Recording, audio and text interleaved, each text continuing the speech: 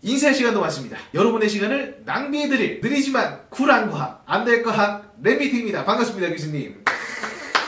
오늘의 주제, 이족 보행 로봇입니다. 이족 보행 로봇. 자, 사실은 이제 우리나라 같은 경우는 정말 강력한 이족 보행 로봇의 보유국이기도 하죠. 개인적으로 제가 정말 좋아하는 이족 보행 로봇은 요런 친구가 있는데, 네, 모다시경.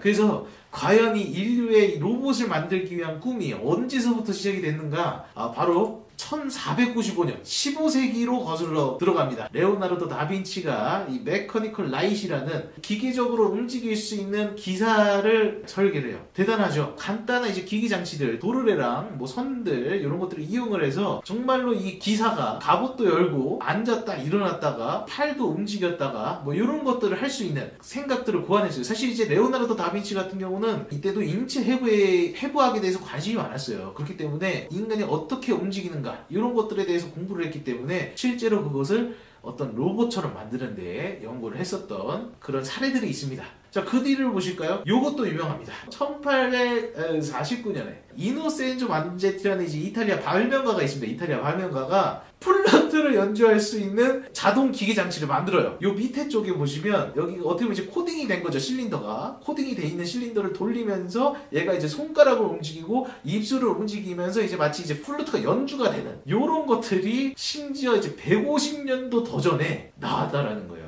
근데 이 당시까지만 해도 사실은 로봇이라는 개념이 없었어요. 로봇이라는 용어 자체가 없었어. 오토마타라든가 오토메이션이라든가 뭐 이런 말들을 썼단 말이죠. 그러다가 이제 인류의 이 상상력을 뒤바꾸는 큰 사례가 하나 생깁니다. 바로 1920년대 로선즈 유니버설 로봇. 최초로 로봇이란 단어가 1920년에 등장합니다. 체코 작가 중에 이제 카렐 차페크가 쓴 SF 희곡이에요. 그러니까 연극이죠, 연극. 요게 이제 내용이 진짜 재밌어요. 일단은 이 친구들이 로봇이에요, 로봇. 이 로선 가문에서 어떤 로봇이라는 인조인간을 만드는 그런 설계도를 개발을 해서 인간이 하는 노동들을 대신할 수 있는 그런 인조인간들을 만드는 얘기예요. 그러다가 어떻게 되겠습니까? 얘네들이 나중에 이제 반란을 하기 시작하죠. 어떻게 보면 이제 인간에 의해서 노예처럼 산 거잖아요. 노예처럼. 반란을 일으켜서 인간들을 다 죽이는데 나중에는 사랑을 느껴요. 서로. 로봇들끼리. 그러면서 이제 마지막으로 남은 인류의 마지막인 사람이 이제 어떻게 보면은 우리의 어떤 그런 정신들이 다음 세대인 로봇 세계에 넘어갔구나 하면서 약간 해피엔딩처럼 끝납니다. 사람은 다 멸종하고. 그래서 이게 대박이 나서 전 세계 막 30개국에 어떻게 보면 이제 팔립니다. 팔리면서 이제 연극들이 이제 호연을 하죠. 그러면서 로봇이라는 단어가 비로소 등장을 하게 되고, 이제 어떻게 보면은 과학자들이 정말로 로봇을 만들 수 있지 않을까라는 꿈을 갖기 시작을 하는데, 휴머노이드, 즉 이족 보행 로봇이 처음으로 등장을 하게 되는데요. 과연 언제 등장했을까요? 바로 1970년대까지 거슬러 옵니다. 맞습니다. 사실은 이제 휴머노이드의 역사가 길지 않아요. 다빈치가 처음으로 이제 기계적 어떤 자동 인간을 따온 자동 장치를 500년 전에 얘기를 했지만, 실제적으로 휴머노이드에 대한 연구가 시작된 것은 1970년대입니다. 1970년대. 와봇이죠. 네, 와세다 대학에서 만들어서 와봇입니다. 와봇. 중요한 거는 최초의 휴머노이드 로봇이라는 겁니다. 실제로 이렇게 생겼지만 카메라도 갖고 있고요. 음성 인식도 가능하고 거리랑 방향을 측정할 수 있고, 정말 우리가 지금 그 휴머노이드라고 말하는 그런 기초적인 것들을 다 갖고 있었어요. 이러면서 이걸 보고서 이제 과학자들이 이거 가능할 수 있겠다. 이게 이제 더 이상 SF 영화에만 나오는 게 아니라 정말 로봇 만드는 게 가능할 수 있겠다라는 생각이 드는 겁니다. 이러면서 와봇2를 만드는데요. 와봇2는 1980년대 한 10년 정도 더 걸렸어요. 와봇2가 나오는데 얼마나 발전했는지 보시죠.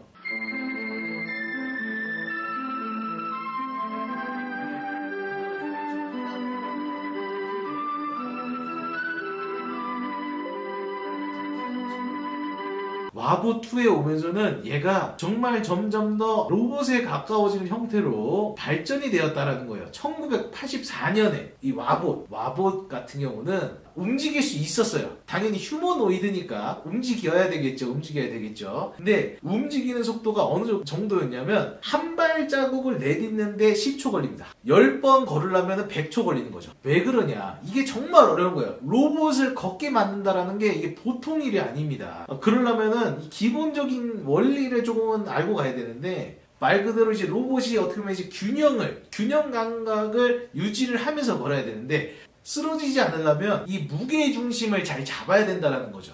가만히 서 있을 때 무게 중심을 잡는 건 쉽습니다. 무게 중심을 내가 서 있는 이 발 보폭 그 사이 안에, 발과 발 사이를 이루는 그 영역 안에 무게 중심이 있기만 하면 쓰러지지 않습니다. 하지만 서 있다가 내 무게가 옆으로 쏠리면 어떻게 돼요? 쓰러지죠. 요거 무게 중심이 내가 서 있는 이 보폭의 영역에서 벗어나는 순간 쓰러지는 거예요. 그래서 중요한 거는 이 무게 중심이 결국에는 내가 서 있는 이 보폭 안에 있어야 되는데, 이게 왜 쓰러지는 거겠습니까? 바로 중력 때문이겠죠. 이 어떻게 보면 토크라고 하는데, 무게 중심이 여기 서 있으면서 중력이 힘을 받으니까 이게 회전하는 거예요. 내 몸이 회전하는 거야. 이 다리의 지지대를 중심으로 회전하는 거예요. 그런데 걷는다고 생각해보세요. 걷는다고 생각하면 이제 중력만 있지가 않습니다. 중력 말고도 관성이죠. 관성. 내가 움직이고 있으면 계속 움직이려고 하는 힘이 존재를 하게 되고, 내가 멈춰 있으면 움직이려고 할 때 멈추려고 하는 힘이 붙어요. 힘이 붙는 순간 이제 중력은 위에서 밑으로 찍어내리지만 그 관성의 힘은 수평으로 작용하지 않습니까? 관성? 그렇기 때문에 이 중력과 관성의 힘의 합에 의해서 내가 받는 힘이 달라져요. 힘의 방향이. 그렇기 때문에 관성에 의해서 우리가 어떻게 쓰러집니까? 네. 관성의 법칙에 의해서 택시가 가다가 갑자기 멈춰. 그러면 관성의 힘에 의해서 우리 몸이 앞으로 쓰러집니다. 앞으로 쓰러지기 때문에 빠르게 걸으려면 관성을 고려하는 게 중요해요. 그래서 이제 단순히 무게중심만 생각하면 안 되게 되는 거죠. 왜냐면 무게중심만 생각하면 요거는 사실 이제 중력에 의한 어떤 위치에 대한 계산밖에 안 되는데, 어떻게 보면 이제 시간에 따라 변화하는 그런 움직임에 의해 생기는 관성력에 의한 힘의 방향을 고려해야 되기 때문에 그거를 고려한 새로운 지표가 필요하게 됩니다. 그거에 대해서 처음으로 얘기를 한 분이 바로 이분이에요. 1968년에 세르비아의 기계공학자 미오미르 보코브라 토빅 연구원이 실제로 이 움직이는 로봇에 대한 균형을 유지할 수 있는, 걸을 때 쓰러지지 않게 할 수 있는 지표를 처음으로 제안한 사람입니다. 바로 제로 모멘트 포인트예요. 이게 뭐냐면 결국에는 이제 어떤 그 힘을 상쇄할 수 있는 방향, 무게 중심에 있어서 힘을 상쇄하기 위해 이렇게 우리가 딱 그 중력과 딱 수직한 방향으로 보폭을 맞춰서 서 있잖아요. 그것처럼 걸을 때 관성과 중력의 그 합의 방향에 상쇄할 수 있는 방향으로 나온 지점, 그 지점이 우리 보폭 안에 있으면 쓰러지지 않는다. 요거예요. 이게 좀 약간 생소해서 어려우실 수 있습니다. 결국에는 이제 걸어 다닐 때 내가 쓰러지지 않게 하기 위한 어떤 그 지표가 이제는 제로 모멘트 포인트라는 그 개념을 이용을 해서 우리가 빠르게 걸어도 쓰러지지 않게 할 수 있는 어떤 그런 이론을 만들게 된 거죠. 이 GMP가 나오면서 빠르게 걸을 수 있는, 인간처럼 걸을 수 있는 로봇을 만들 수 있는 계기가 되게 됩니다. 그러면서 등장한 것이 무엇이냐? 그 당시에 이제 로봇의 어떤 선구자였던 와세다 대학에서 이 GMP 이론을 이용을 해서 좀 더 빠르게 걷는, 1초에 한 발자국씩 움직일 수 있는 10배나 빨라진 휴머노이드 로봇을 만드는 데 성공합니다. 그러면서 어떻게 되겠습니까? 일본에서는 이제 로봇 연구가 정말 선구자격으로 정말 엄청나게 많이 연구되기 시작합니다. 그 중심에 누가 있었겠습니까? 바로 혼다죠. 혼다가 이 GMP 이론을 가지고 휴머노이드를 점점 더 발전을 시키기 시작을 해서 어디까지 가느냐? 이 끝에 있는 친구죠. 너무나 귀여운 친구. 2000년에 드디어 전설의 아시모를 등장시킵니다. 대단하죠? 최첨단 이족 보행 로봇이 처음으로 등장합니다. 2000년에 아시모입니다. 아시모. 혼다에서 만들었죠. 실제로 저희 안될과학 멤버들이 이 아시모를 정말 봤어요. 보시면은 여기가 이제 미래관이라고 해서 도쿄에서 정말 최첨단 과학들이 포함되어 있고, 여기에는 실제 휴머노이드뿐만 아니라 정말 사람 얼굴처럼 비슷한 안드로이드도 볼 수 있어요. 지금 아시모 보이시죠? 아시모가 이렇게 등장을 해요. 진짜 신기하죠? 이거는 정말 지금 봐도 신기해요. 2000년에 나온 로봇인데 물론 이제 업그레이드가 많이 됐습니다. 네, 업그레이드가 많이 됐는데 축구도 하는 대단하죠? 이 안드로이드도 있습니다. 안드로이드. 지금 네, 제가 안드로이드랑 대화하는 영상이죠. 네. 저 안드로이드는 사실 양님입니다. 양님. 이름이 어떻게 되세요? 야, 네, 지금 안드로이드가 상당히 저를 괴롭히는 모습. 아시모의 등장으로 인해서 전 세계 과학자들이 야 이거 더 이상 가만히 있으면 안 되겠다. 우리나라에서 바통을 받습니다. 바로 카이스트의 휴모. 사실 2001년부터 개발을 시작을 했어요. 2001년부터 개발을 시작을 해서 아시모를 보면서 이제 우리나라만의 어떤 휴모노이드를 만들자. 그래서 2004년에 휴보가 등장을 합니다. 휴보가. 실제로 제가 알기로는 이제 국립중앙과학관에서도 휴보가 뭐 이제 강연을 하든가 공연을 했던 적이 있던 걸로 알고 있습니다. 이러면서 이제 미국도 가만히 있을 수 없죠. 찰리가 등장합니다. 사실 이 찰리조차도 어떻게 보면 미국에서 등장했지만 한국인 교수님이 만드셨죠. 그 유명한 바로 데니스 홍 교수님. 데니스 홍 교수님께서 어떻게 보면은 이제 거의 이제 최초로 인간 정도의 사이즈 되는, 이제 사실 아시모나 휴복 같은 경우는 그 당시에는 좀 약간 꼬맹이들이었다면은 이제 성인 인간 정도 크기의 로봇이 걸어 다닐 수 있는 찰리라는 로봇을 2010년에 등장을 시킵니다. 요 당시에 아직만 이제 등장을 한 건 아니지만 요 1년 전에 무시무시한 녀석이 조금씩 기지개를 피고 있었습니다. 그 이름도 유명한 보스턴 다이나믹스의 팬맨. 2009년에 이 팬맨이 처음으로 이제 프로토타입이 만들어졌죠. 팬맨, 이 당시에 팬맨이 정말 신기할 정도로 너무 사람처럼 걸어 다녀가지고 주목을 많이 받았습니다. 이처럼 갑자기 10년 사이에 정말 기하급수적으로 이 휴머노이드 로봇에 대한 연구가 끊임없이 발전을 하기 시작합니다. 그러다가 엄청난 일이 하나 터졌죠. 2011년 후쿠시마 원전 사태. 이 원전 사고가 났는데 인간이 들어갈 수가 없는 거야. 지금 방사능이 얼마나 유출이 되고 있고 가스가 얼마나 나오고 있고 뭐가 문제고 뭐 이런 것들이 있는데 인간이 들어갈 수가 없어요. 너무 위험하기 때문에. 그래서 그 일본의 많은 대중들이 막 트위터에다가 이거 후쿠시마 원전 사고 이거 아시모 투입해야 되는 거 아닙니까? 아시모 투입해서 무슨 일이 일어났는지 어떤 일이 일어난 건지 아시모를 투입해야 되는 거 아닙니까? 근데 이 아시모는 사실은 걷는 데에만 중점을 뒀기 때문에 뭐 차를 따르거나 축구를 하거나 뭐 이런 거를 할 수 있지 저런 위험한 환경에 걸을 수가 없어요. 특히 이제 이 당시까지 휴머노이드 로봇들은 평지, 정말 완벽한 평지에서만 걸어 다닐 수 있게 프로그래밍이 됐었단 말이야. 근데 저기는 어떻게 했어요? 지금 바닥이 다 망가지고 엉망진창인데 거기를 걸어 다닐 수가 없어요. 엎어져. 와, 이거 진짜 휴머노이드 필요하다. 그러면서 인류의 과학기술에 한 단계 전환점이 생기는 부분들이 있어요. 그 중심에 이 달파라는 미국의 방위고등 연구계획국에서 이 후쿠시마 원전 사태를 계기로 제대로 된 휴머노이드 로봇을 만드는 대회를 열어서 이거를 해결을 하자.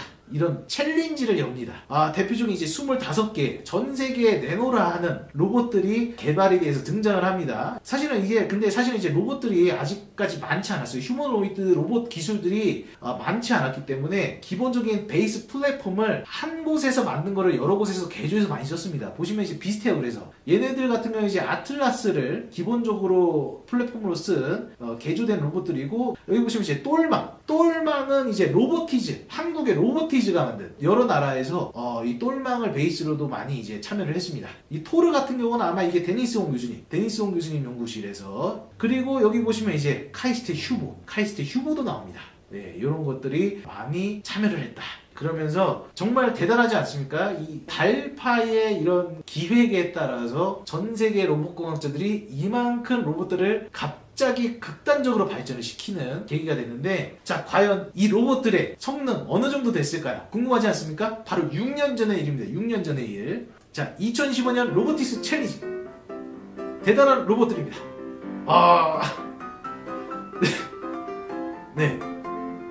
이 로봇들이 서 있는 것조차 힘든. 보이시죠? 네. 너무 이제 눈물 없이는 볼 수 없는 이 로봇들의 모습들. 전 세계에 내놓으라 하는 진짜 최고의 브레인들이 모여서 만든 로봇 대회입니다. 2015년 로봇 대회. 일본의 로봇 보이시죠? 네. 네. 자, 계단을 오르고 있는 아틀라스입니다. 네. 엎어지죠. 네. 누워서 자기 시작을 합니다. 네. 그렇죠.